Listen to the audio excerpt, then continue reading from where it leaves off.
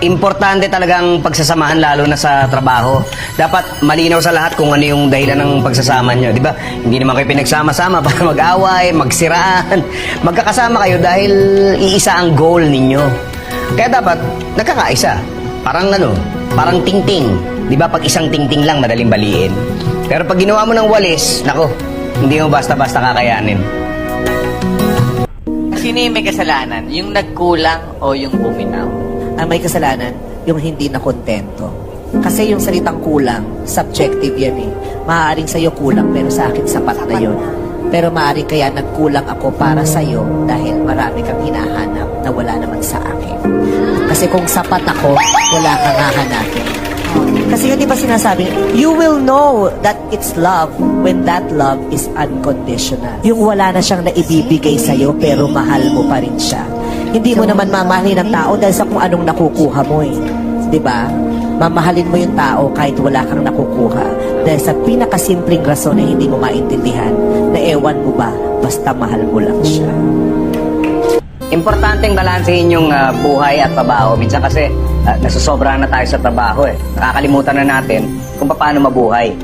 Pagtanda naman natin, di naman natin sasabihin na sana dinalasan ko yung pag-overtime para mas malaki yung kita ko, di ba? Madalas ang maiisip natin sana mas marami tayong naging oras kasama yung mga kaibigan natin, yung pamilya natin. Kaya, hinay-hinay lang. Mas importante ang buhay kaysa sa hanap buhay.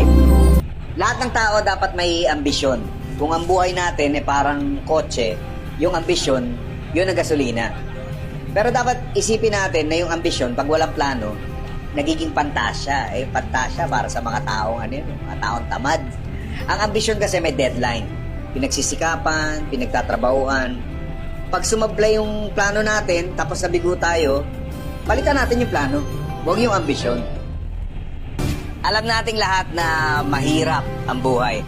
Pero para makaya natin yung mga problemang dumarating, isipin na lang natin na ang buhay parang libro na tayo yung sumusulat. Bawat chapter, bawat problema, tayo ang gagawa. At kung nakagawa tayo ng problema, syempre, pati yung solusyon, kayang-kaya. Tayo yung mamimili kung ano yung gusto nating storya. Nasa atin din kung gusto natin na ang ending malungkot o masaya.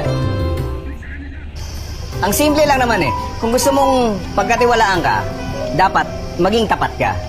Masarap kasing pakisamahan yung tao na tapat sa'yo Hindi niya kasi sasayangin yung oras mo. Hindi ka na nag-aalala, hindi mo na kailangan magtanong sa iba. Pag nagsinungaling kasi yung isang tao sa'yo, kahit yung mga sinabi niya totoo, parang questionin mo Yung katapatan, kumbaga sa regalo, sobrang mahal niya.